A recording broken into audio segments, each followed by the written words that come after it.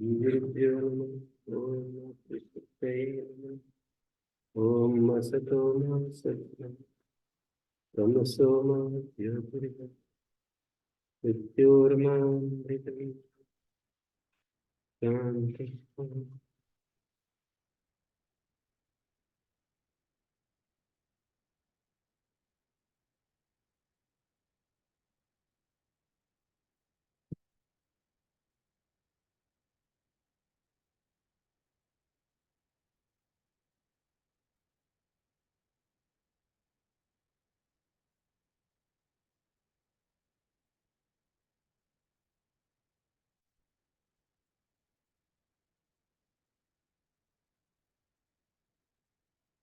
वाह।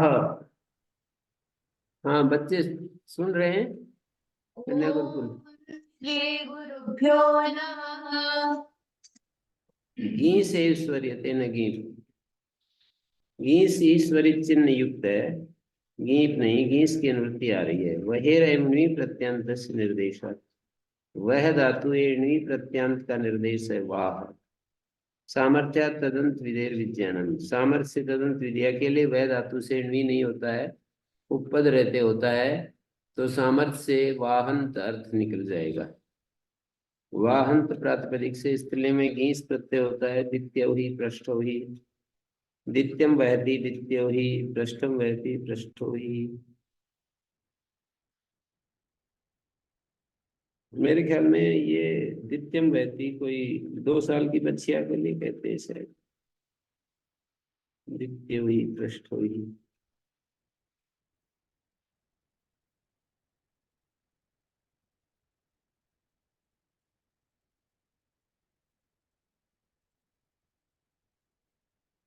तो यहाँ पर वह धातु से वाह बन गया।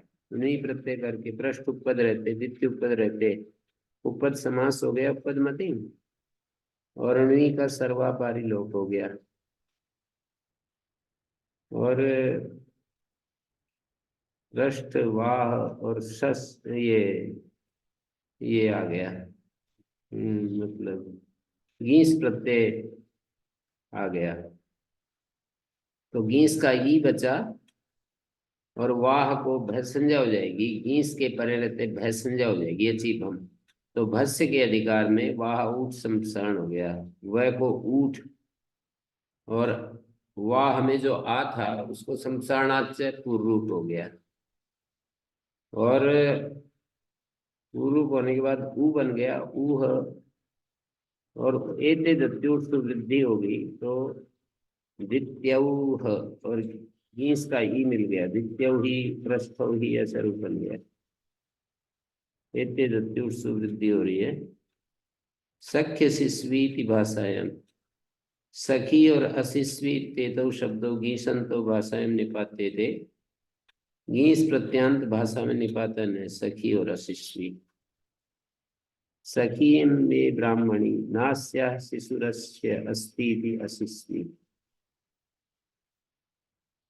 सखी और अशिस्वी 2 शब्द गीस प्रत्यांत भाषा में निपातन किए गए हैं। सखी यम में ब्राह्मणी, मम ब्राह्मणी, तो सखी बन गया। अशिस्वी नास्या शिशुरस्य, अशिस्वी ब्राह्मणी, बिना बच्चे की ब्राह्मणी। भाषाएं में किम सखा सप्तपदी भव। सखे सप्तपदी भव है, सखा सप्तपदी भव।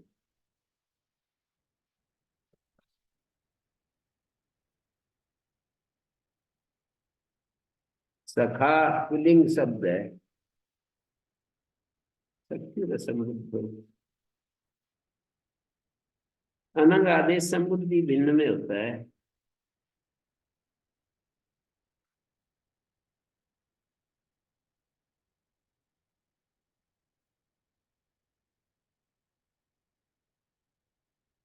वैसे अनुवाद होगा फिर, तुम मम सखा असी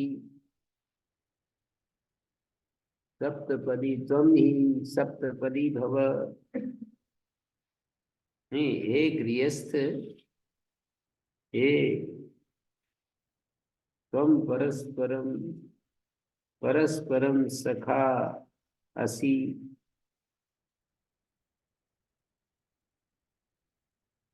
स्त्री पुरुष के लिए ऐसे बोलना पड़ेगा, सखा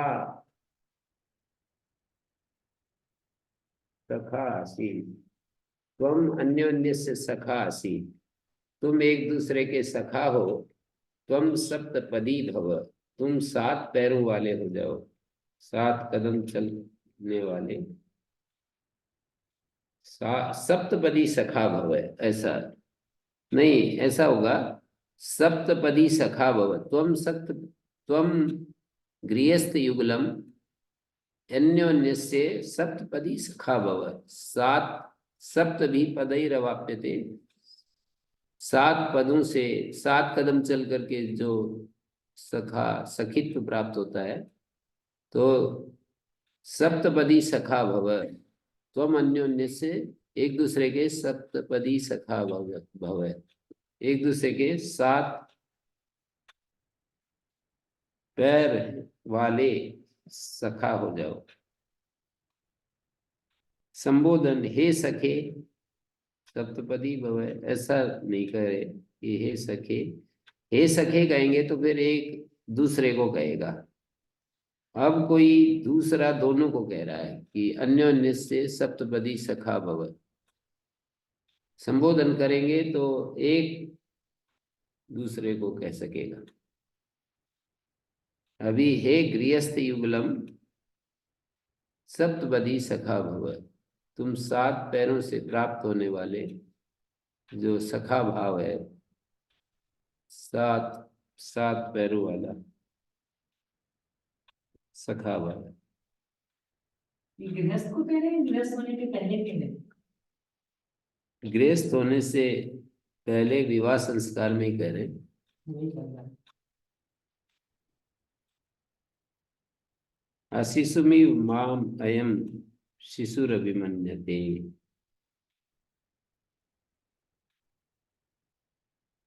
अशिशुरी माम अयम शिशुरभिमन्यते।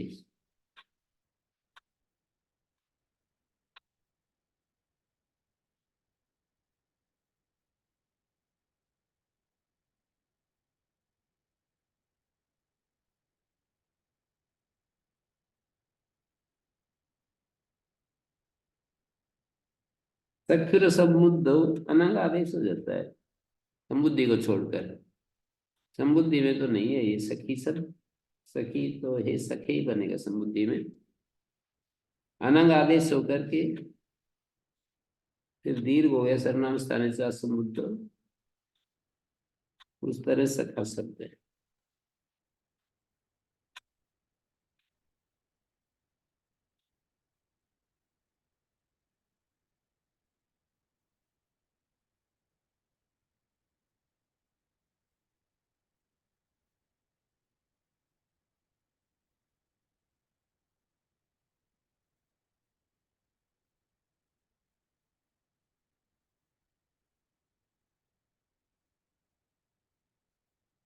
तो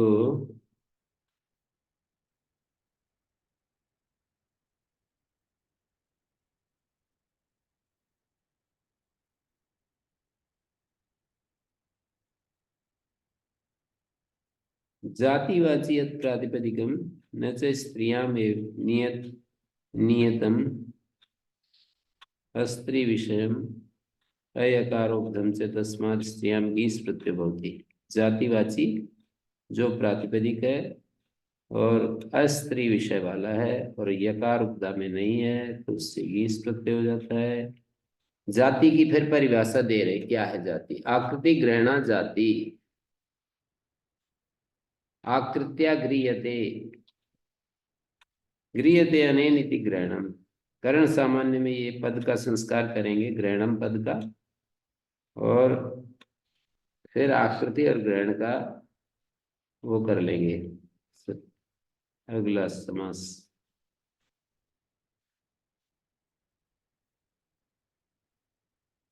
तो पहले तो ग्रहण नपुंसकलिंग में हो गया,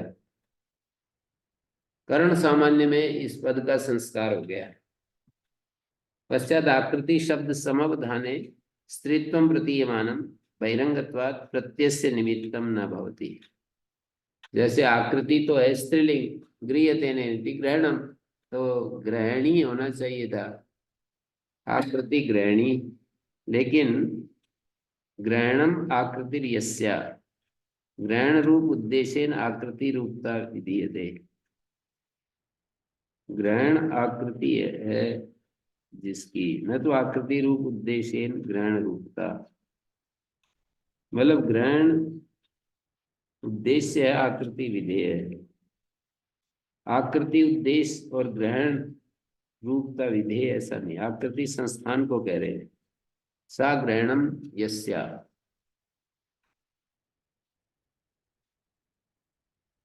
मतलब गृह्यतेन ग्रहणम नपुंसकलिंग कैसे रह रहे, आकृति के साथ तो इसको स्त्रीलिंग होना चाहिए। वो जो आकृति के साथ स्त्रीत्व प्रतीयमान है ना, वो बहिरंग है, तो प्रत्यय से निमित्तम न भवति, स्त्री प्रत्यय का निमित्त नहीं होता है। आकृति संस्थान वो ग्रहण है जिसका, उसको आकृति ग्रहणा कहते हैं। अवयव सन्निवेश विशेष व्यंग्या, जाति कैसी होती है? आकृति ग्रहणा। अवयव सन्निवेश विशेष से व्यंग्य होती है। जैसे मनुष्य के अवयव सन्निवेश हैं, जो मनुष्य है उसके जो अलग अलग वो हैं, इसके एक आकार विशेष मनुष्य का है। हम जिसके कारण से मनुष्य कहते हैं, पशु नहीं कहते। पशु के एक अलग अवयव सन्निवेश है, गाय के अलग है, अश्व के अलग है, घोड़े के अलग है, अश्व के अलग है, ऊंट के अलग है, कुकुर के अलग है, कुक्कुट के अलग है, सब के अवयव सन्निवेश अलग अलग अलग है। तो अवयव सन्निवेश विशेष व्यंग्या, आकृति संस्थान सा ग्रहणम यस्या, सा आकृति ग्रहण, अवयव सन्निवेश विशेष व्यंग्या। तो इससे गोत्वादि जाति लक्षित हो रही है। ब्राह्मणत्वादि जाति नहीं संग्रहित होगी, ब्राह्मण क्षत्रिय आदि नाम संस्थान से सदृशत्वाद। ब्राह्मण और क्षत्रिय के जो संस्थान है वो समान ही है।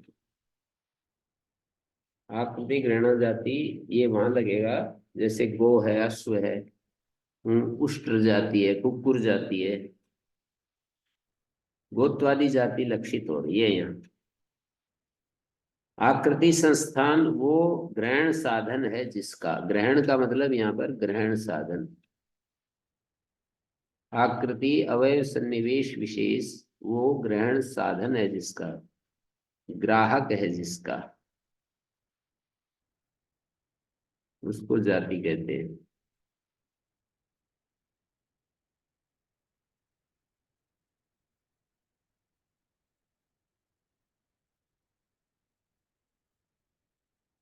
मतलब आकृति से व्यंग्य होती है जाति।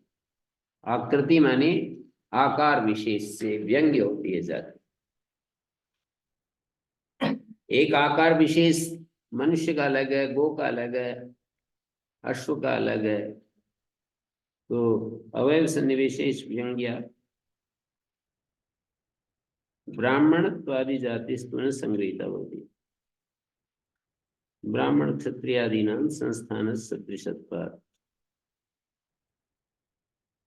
सर्वाणि लिंगानि न भजति इति अयम् अर्थो विवक्षितः। लिंगानां न च सर्वभाव,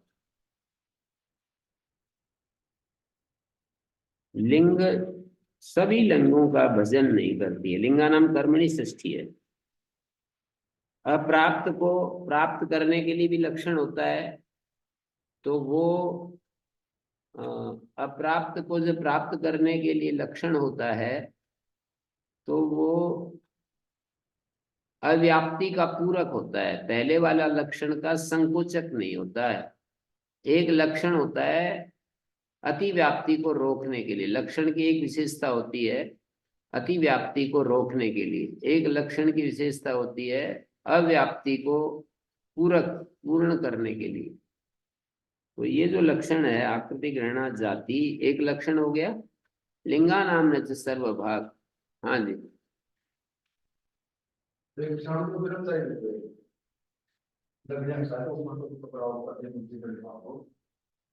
कौन जाएगा?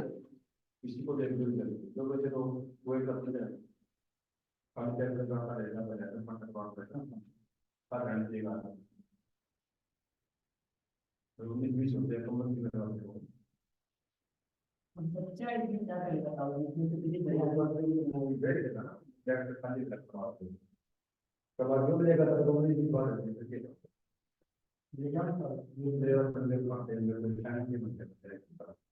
क्या करेंगे, लेकिन बच्चों को भेजने में भेजना बराबर ही है। फायदा क्या है उसमें, किसी बच्चे को भेजकर निष्कर्ष कुछ नहीं निकलेगा कि इनको तो कुछ ज्यादा समझ है नहीं। उसका क्यों जी, ऐसा छोटा मोटा काम हो तो जो एक आदमी काम करता है ना। नीचे हम्म। हाँ वो उससे हो सकता है, वो देख लेगा, ये दवाई निकाल रहा है, दवाई ये निकाल के वो नीचे तो है, वो सब देख लेगा, खाली करता है लगा रहा हूँ बोल का नीचे बोल, और फिर तय बना के क्यों तय से कुछ भी ठीक है, और खाली करो कितना पैसा होगा वो कहीं करने को ऊपर से करेगा।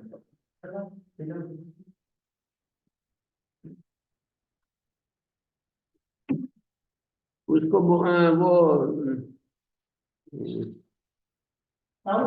वो जो है ना, ये आप का मतलब आप मेरे को बताओगे तो कोई अर्थ नहीं है, आचार्य नवीन जी को भी नहीं बताना। ये जो है ना, गाय का जो वो वाला है ना, वो सामान आता है या नहीं आता है, आप आपस में आप और क्या नाम है इनका, आप सचिन जी से फोन करवा सकते हो।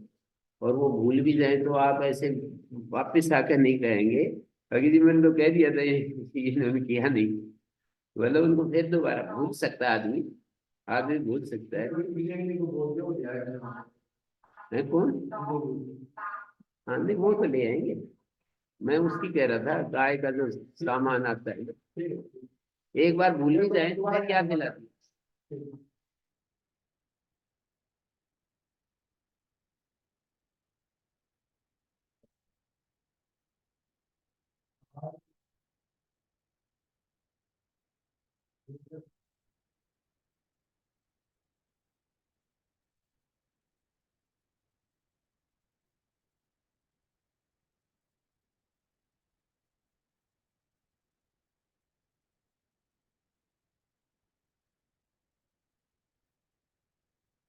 वैसे तो लकड़ी बहुत पड़ी है, चिरवा लेते तो बढ़िया करने की बात है, उनकी और तो कुछ नहीं है, है। करने की ही बात है, क्या? लकड़ी चिरवाने की ही बात है, चिरवा करके चिरवा सकते हैं। शाम को करवा देते। एक ट्रॉली आ जाने देते हैं कुछ, बाकी फिर खत्म। बहुत बड़ी है वैसे ही, खराब हो गई। गुरु जी जो ऊपर बनी है ये तो सीधा जलने वाली है, इसको तो कोई जला नहीं रहे हैं। नहीं वो तो यूं कह रहे हैं कि धीरे धीरे जला रहा है, जलाता हूँ, शुरू शुरू में एक बार जलानी पड़ती है, ये निरंतर नहीं जलाई तो तुरंत खत्म हो जाएगी। यूं कह रहे हैं कि उसकी उसकी जो है ना, थोड़ा थोड़ा करके जलाता हूँ, मतलब शुरू में एक बार अग्नि पकड़ाने के लिए। हाँ पर ये यूज नहीं हो रहा है कुछ बाहर वाला, क्योंकि वो पूरा भरा हुआ था, हम तो खुद ही घर भरे थे उसको, खड़े होने की जगह नहीं बची थी, कम से कम 4 ट्रॉली डलवाए थे। नहीं ये तो थोड़ा थोड़ा जलाना पड़ता है, नहीं तो जलेगी नहीं वो तो अकेली। हाँ तो बाहर वाले ही ज्यादा जलाने अपने लिए ठीक है गुरु जी, तभी नीचे वाला निकाल करके जब वो करवा सकते हैं चिराई। बाहर वाली फिर वो क्या बोलते हैं, यूं कह रहा था, मैंने कही थी कल, यूं कह रहा था मैं लेता हूँ इसमें, पर ये जो है ना, इसको पूरा नहीं लिया जा सकता। थोड़ा सा शुरू में जब आग पकड़ती है ना, उतना ही इसका काम है, फिर जो है ना, फिर तो मोटी लकड़ी लगानी पड़ती है। हाँ वो ठीक है गुरु जी, कुछ तो मोटी लगा कर पर इसको जला के खत्म कर लेंगे तो अच्छा ही रहेगा गुरु जी। फिर वो आगे नहीं चलेगा, आगे फिर इसकी जरूरत रहेगी। आएगा गुरु जी, लोगों से मंगवाने ही है, इतने तो आते रहते हैं। और सीधा ये मोटी लकड़ी भी गुरु जी थोड़ा सा केरोसिन में डालने से जल जाता है आराम से, तो एक सूखी लकड़ी और टुकड़ा है, बढ़िया जलता है बिना इसके लिए। हम्म। लिंगा नाम न सर्वभाग जो है ना, सर्वाणी लिंगानी न भजती इति सर्वभाग। सर्व शब्द लिंग की अपेक्षा कर रहा है, फिर भी गमकत्वात् समास है, इसको ऐसे बोलेंगे सर्वभाग। हम्म।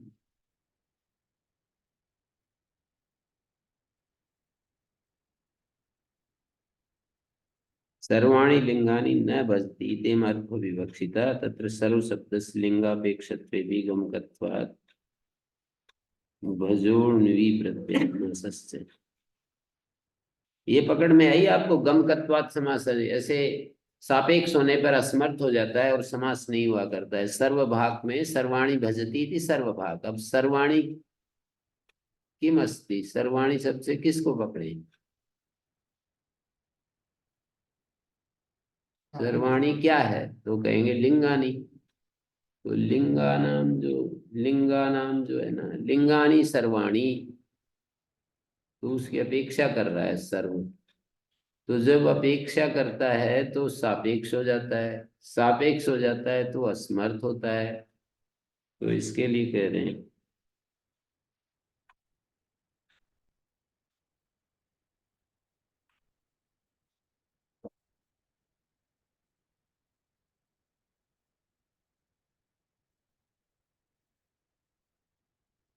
तो ये आकृति ग्रहणा का संकोचक नहीं है। आकृति ग्रहणातेन तटादे सर्वलिंगत्वे भी आकृति ग्रहणत्वा जातित्वं भवति। जैसे तट है, तटा तटी तटम इत्यादि सर्वलिंग है, फिर भी उसका संकोच नहीं होगा। आकृति ग्रहण से हम तट को जाति कह देंगे। तट एक जाति है। कैसे? तट जाति कैसे है? आकृति ग्रहणा जाति इस लक्षण के अनुसार जाति है। लिंगा नाम न सर्वभाग, सब लिंगों में जिसका प्रयोग नहीं होता है, यदि इसको महत्व देंगे तो वो तो फिर तट जाति खत्म हो जाएगी। क्यों? ये तो तीन लिंग में प्रयोग होता है। तटा तटी तटम तीनों लिंगों में होता है। लिंगा नाम न सर्वभाग, जो सब लिंगों में नहीं होता है उसको जाति कहते हैं। यदि पहले वाला जो लक्षण का भाग था आकृति ग्रहणा जाति, उसका संकोचक हो जाए तो फिर तटा तटी तटम इत्यादि को जाति नहीं कह सकते। संकोचक नहीं है ये, अप्राप्त प्रापक है। जो लक्षण आकृति ग्रहण जाति से अप्राप्त था उसका प्रापक है।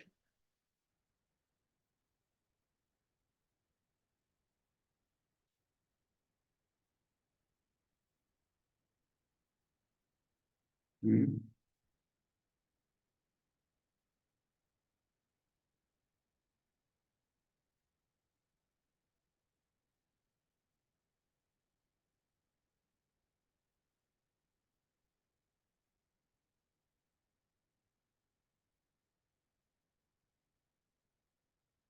आकृति ग्रहण जाति लिंगा नाम सर्वभाग।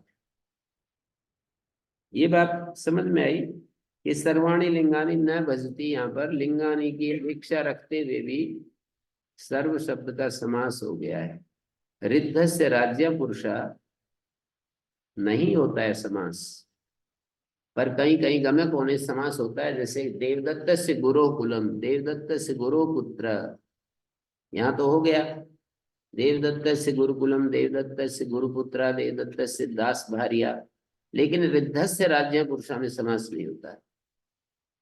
ये ऐसे कैसे होता है? कहीं हो जाता है कहीं नहीं। तो कहेंगे गमक जहाँ है, गमक का मतलब वैसा प्रयोग हो जाता है जहाँ वहां समास हो जाएगा, नहीं होता है तो नहीं होता है।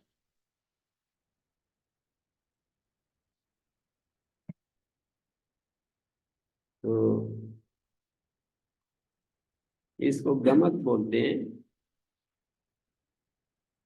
कि जहाँ गमक होता है वहां समास हो जाता है, जहाँ गमक नहीं होता है वहां नहीं होता है।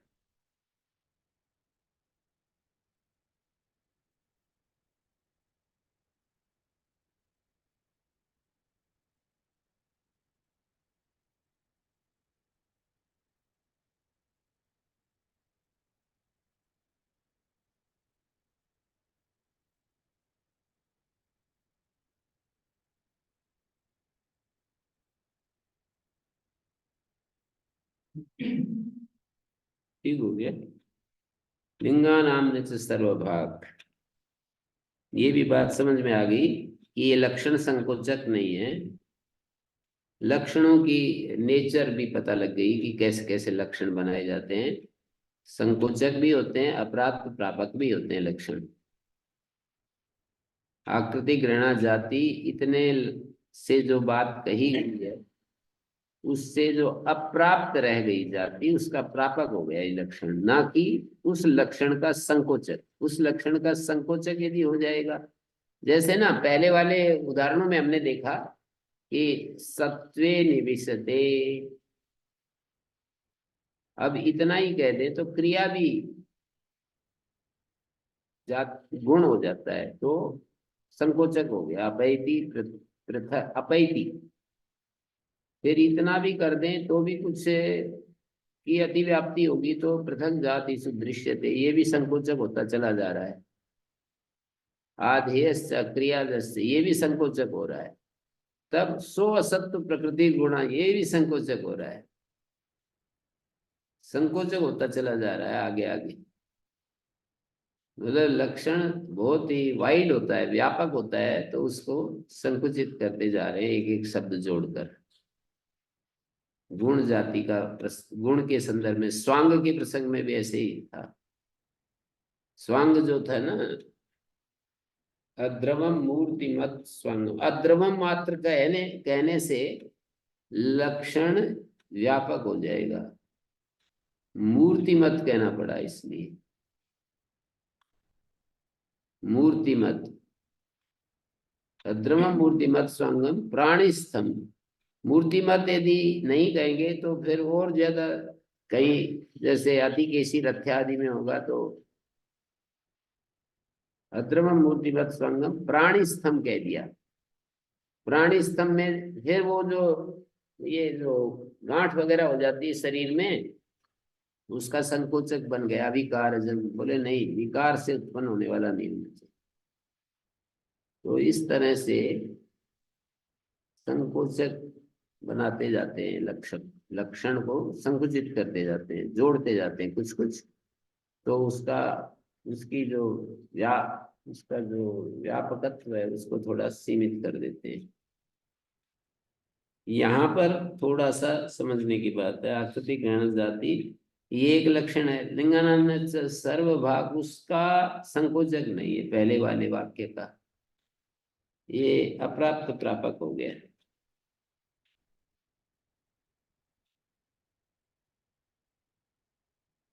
फिर आगे क्या रहा, सकृत आख्यात निर्ग्राह्य। असर्वलिंगेषु येषु जातिवाचित्वम् आचार्य उपदिशन्ति तेषु भवति। असर्वलिंगों में जातिवाचित्वम् आचार्य उपदिशन्ति। आकृति ग्रहणाया जातिरेकत्व नित्यत्व प्रत्येक परिसमाप्तत्व लक्षणान् धर्मान् सकृत आख्यात निर्ग्राह्य। एक व्यासज्य वृत्ति होती है और एक प्रत्येक परिसमाप्ति होती है। दो शब्द होते हैं जाति को समझने के लिए, इन दो शब्दों को समझना पड़ेगा। व्यासज्य वृत्ति और प्रत्येक परिसमाप्ति। मैं पूछूं कि मनुष्यत्व जो है व्यासज्य वृत्ति से 800 करोड़ लोगों में रहता है या प्रत्येक परिसमाप्ति से रहता है? ये जो मनुष्यत्व है, मनुष्य में व्यासज्य वृत्ति से रहता है प्रत्येक परिसमाप्ति? तो उत्तर यही आएगा कि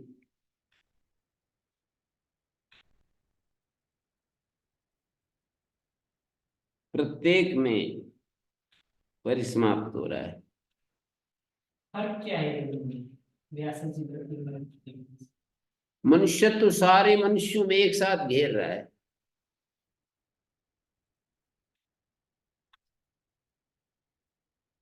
एक एक में मनुष्यत्व पूरा समाप्त हो रहा है। मनुष्यत्व जो है ना, वो एक एक व्यक्ति में पूरा का पूरा मनुष्यत्व परिसमाप्त हो रहा है।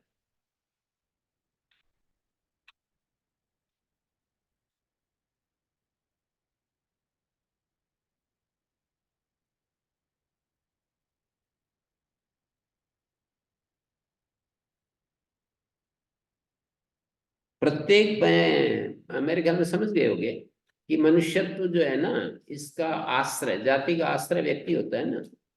तो एक तो ये है कि सारे दुनिया के जितनी भी व्यक्ति है ना, मनुष्य व्यक्ति का मतलब मनुष्य इकाई, जितने भी मनुष्य इकाई हैं उन सब में मनुष्यत्व परिसमाप्त होता है, या फिर यूं कहेंगे कि इस एक एक में पूरा का पूरा मनुष्यत्व समाप्त होता है। तो एक एक में परिसमाप्त होता है, यही सिद्धांत है।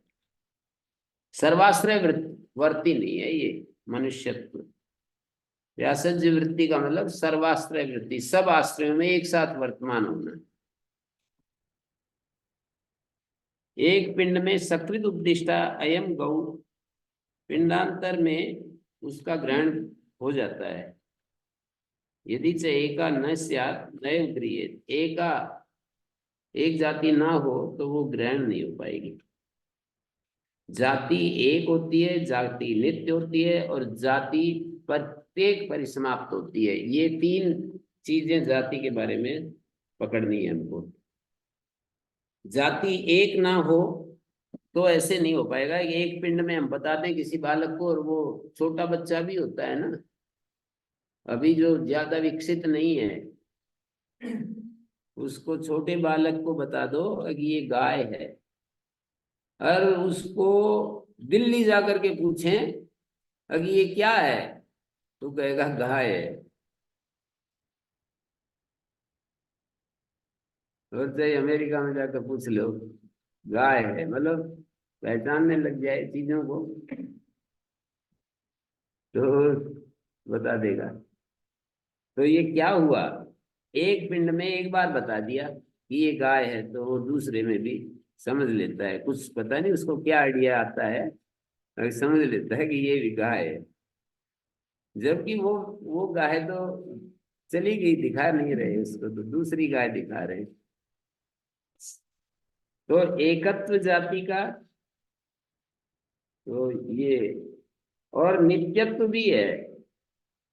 नित्यत्व भावे पिंडेन से विनाशा पिंडांतरे न गृह्यते, ये भी एक बात है। जाति नित्य होती है कैसे? विशेष के नाश होने से जाति का नाश नहीं है। हाँ, एक पिंड में वो हो गया, एक पिंड गायब हो गया, तो दूसरा पिंड में मौजूद मिल जाती है, नाश नहीं होता सभी पिंड का नाश हो जाए तब क्या होगा? है। जैसे डायनासोर के बारे में कहते हैं कि बचा ही नहीं। फिर भी शब्द तो बच रहा है। वो तो ठीक है, वो तो अभी ढूंढ के निकाले हैं, लोग थोड़े दिन पहले तो कुछ और भी दो चार शब्द निकाल देंगे। डायनासोर ही नाम कैसे रखा उसका? इसी लक्षण को ढूंढ के किए होंगे, या कोई साइंटिस्ट ने ढूंढा होगा, मुझे पता नहीं, या आकार को देख कुछ तो होगा। नित्यत्व अभावे भी पिंडेन से विनाशात पिंडांतरे न गृह्यते। और एक तीसरा हेतु है प्रत्येक परिसमाप्त। ये भी नित्यत्व भी पता लगता है, नित्यत्व के अभाव में पिंड के साथ नष्ट हो गई तो पिंडांतर में उसका बोध नहीं हो पाएगा। एक पिंड के नाश होने से दूसरे पिंड में बोध नहीं हो पाएगा। नित्य है इसलिए बोध होता है। और यदि प्रत्येकम सर्वात्मा परिसमाप्त न स्यात्, प्रत्येक में पूर्ण रूप से जाति परिसमाप्त न होवे, तस्मिन् अपि तावत् पिंडे सर्वात्मना न गृह्येत यत्र आख्याता किम पुनः पिंडांतरे। यदि एक में सर्वात्मना परिसमाप्त ना होगी ना, तो उस पिंड में भी बोध नहीं हो पाएगा। पिंडांतर की तो बात ही छोड़ो, क्योंकि जाति तो एक पिंड में भी परिसमाप्त नहीं हो रही है पूर्ण रूप से, तो कैसे हम इसमें बोध करेंगे? दूसरे की तो बात ही बहुत दूर है। तो इसलिए प्रत्येक परिसमाप्त भी उसका एक विशेष लक्षण है। एकत्व, नित्यत्व और प्रत्येक परिसमाप्त तत्व, ये तीन चीजें जाति में विशेष रूप से कही जाती हैं।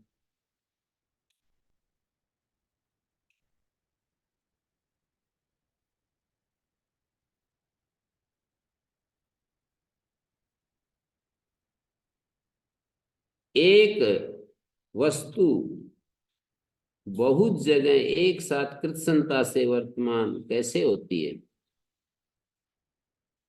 देवदत्त उसी समय सुगन में और मथुरा में नहीं होता।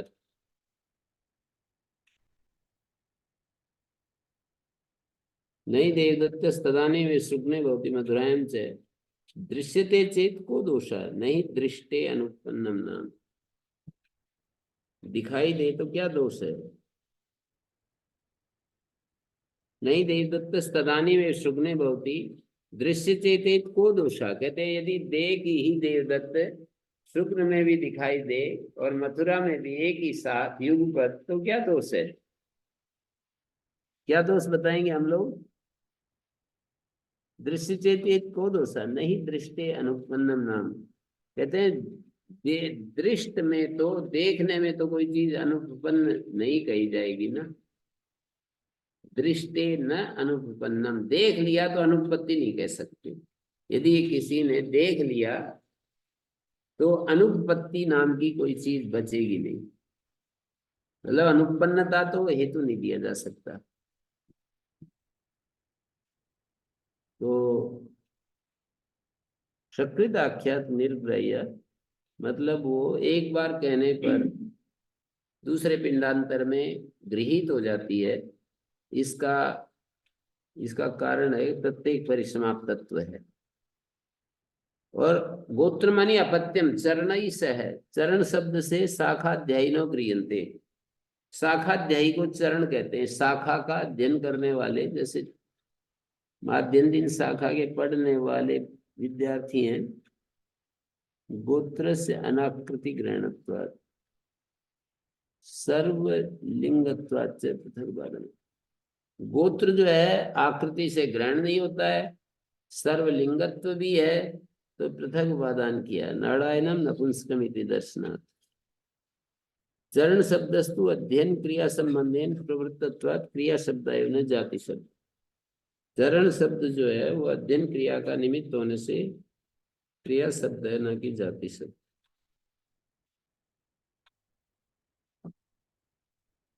मैं कह रहा था ना नूनम अस्ति नस्व है, वो आचार्य जी तो नहीं कहाँ गायब हो गए। दिलीप जी हाँ, मैं सोच रहा था कि कल 5 तारीख हो गया। उनकी पत्नी से बात हुई, बोलेगी हरिद्वार में चले गए।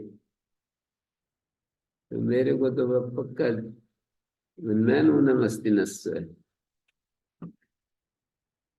मन थोड़ा फिर स्वीकार भाव में रहता है। यदि ये सिद्धांत समझ में आ जाए नूनम अस्ति नस्व है। हम भी ऐसे ही करते हैं, सभी ऐसे ही करते हैं। आप भी कई दिन में आए थे ना, कहते रहिए अब आऊंगा अब आऊंगा। तो नूनम अस्ति नस्व ही सूत्र लगता है। सबके अलग अलग बहुत सारे तरीके फंसे हैं।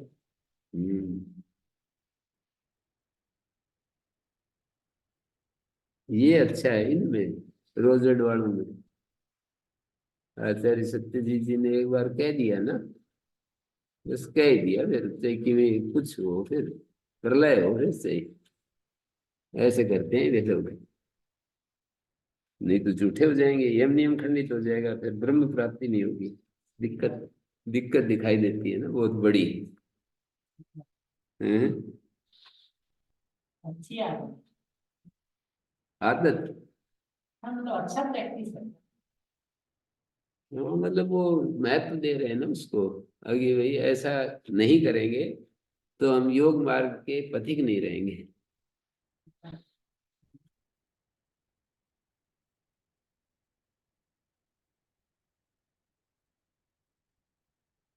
वो मेरे सिद्धांत लिख रखा है ना, उसको पकड़ लेते हैं कोई कोई एक एक। मैं भी ढीला डाला हूँ, कह देता हूँ फिर नहीं। तो उन्होंने कह रखा है जिस आदमी को जिस समय टाइम दे तो उसी समय पहुंचना चाहिए। एक वाक्य लिख दिया मेरे सिद्धांत व्यवहार वालों ने, बस। वो स्वामी श्रद्धानंद जी ने लिखा है कि स्वामी दयानंद जी ने बहुत ही उसको बड़ा बना करके मेरे सिद्धांत को कहा कि जी कल आप यहाँ, हम आपको भेज देंगे, गाड़ी भेज देंगे, मतलब वो भेज देंगे, क्या बोलते हैं, उस समय गाड़ी होती होंगी,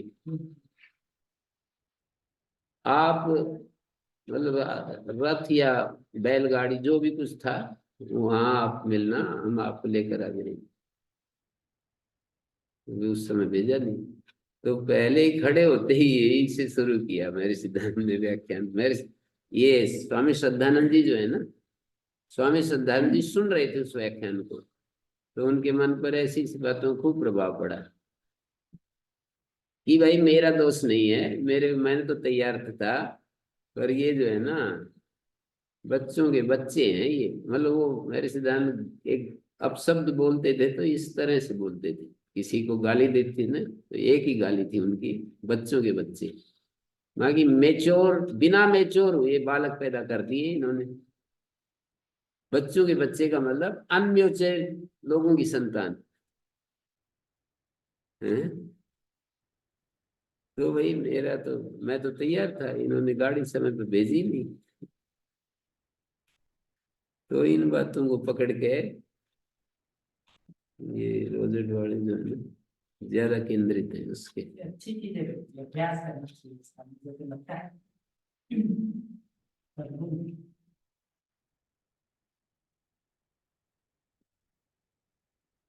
वो सावधान रहते हैं, मतलब बोलते समय वो क्या बोलते हैं, सोच समझ के बोलते हैं कि मैं कर पाऊंगा नहीं कर पाऊंगा।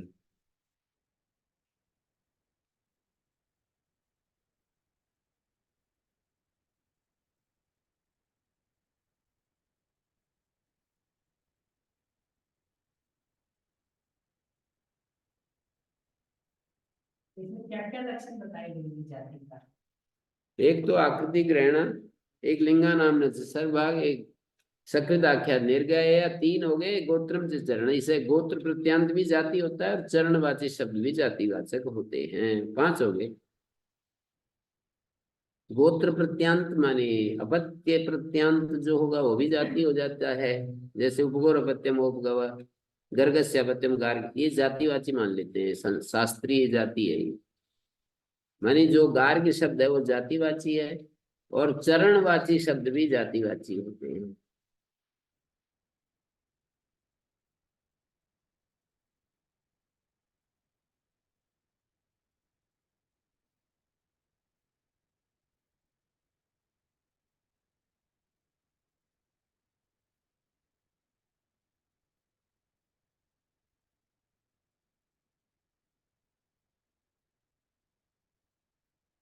इसमें ये जो ब्राह्मण क्षत्रिय अलग अलग जाति कहते हैं उसको किस आधार पर दिए गए?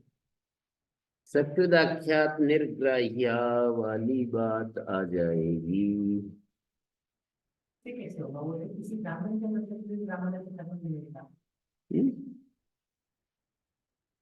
सकृदाख्यात निर्ग्राह्या, क्या बात है? ये ब्राह्मण को किस में बोलेंगे? ब्राह्मण ने गृहीत है, ब्राह्मण लिंगा नाम सर भाग से आएगा, जो सब लिंगों में प्रयोग नहीं होती उसको जाति कहेंगे। जैसे ब्राह्मण ब्राह्मणी नपुंसकलिंग में नहीं है, और तटा तटी तटम में कैसे हो गया? तीनों लिंगों में है, तो मैंने बता दिया ना, आकृति ग्रहण जाति उससे हो गया। और ब्राह्मण ब्राह्मणी, ये ब्राह्मण जाति कैसे पता चली? तो कहा कि लिंगा नाम न सर्वभाग। और फिर एक बात बताई, सकृत आख्यात निर्ग्राह्य, तो ये उसके लिए जाति के एकत्व को, नित्यत्व को, प्रत्येक परिसमाप्तत्व को बता रहा है। जाति ऐसी होती है जो एक होती है, नित्य होती है, प्रत्येक परिसमाप्त होती है।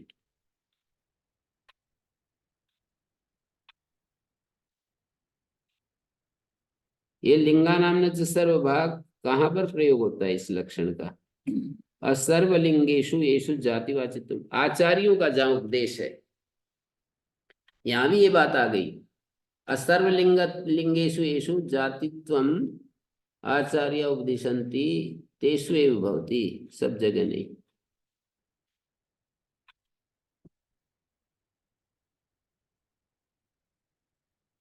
गोत्रम च चरणैः सह कुक्कुटी, सूकरी, मयूरी, ब्राह्मणी, वृषली, नाडायनी, चारायणी। नाडायनी ये अपत्य प्रत्यांत, कठी ये चरणवाची, जाते रीति के मुंडा, गुण शब्द है ये। स्त्री विषयादित किम, मक्षिका ये स्त्री विषयक है तो इसलिए गीप नहीं हुआ। अयकारोब्धादित किम, क्षत्रिय यकारोब्ध है। यो बध प्रतिषेधे हय गवय मुकय मत्स्य मनुष्याणाम अप्रतिषेधा। यो बध प्रति अयोगदात कहा था ना, इनका प्रतिषेध मत करो। जैसे हई गवई मुकई, मुकई खच्चरी होती है शायद, मत्सी मनुषी, मनुष्य स्त्री मनुष्य, हलस्त दित से ये लोप हो रहा है, मनुष्य के ये का लोप।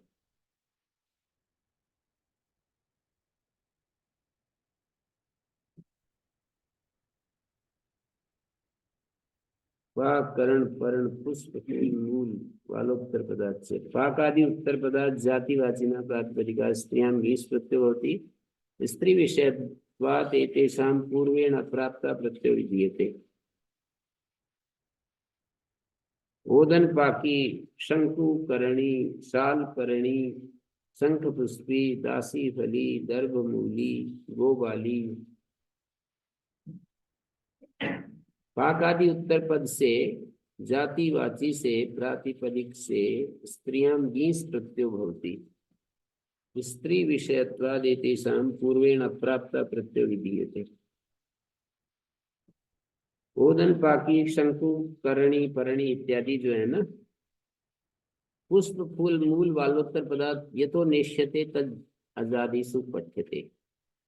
पुष्प फूल मूल उत्तर पद से जहाँ नहीं चाहते हैं, आजादीगण में पढ़ेंगे सत प्राक कांड प्रांत शत एकेभ्य पुष्पात है, संभस्त्र अजिन शण पिंडेभ्य फलात मूलाद नय।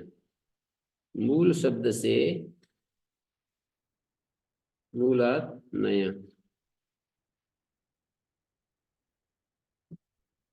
अमूला बनता है मूला नय। संभस्त्र आदि आदि आजादीगण में पढ़ रखे हैं ये, इस सूत्र का अतिव्याप्ति को रोकने के लिए। ओम शांति शांति शांति।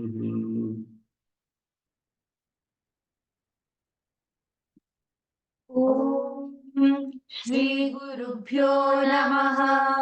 अनुगृहीता स्वाहा। शाम को पढ़ेंगे, मेरे ख्याल में वो लोग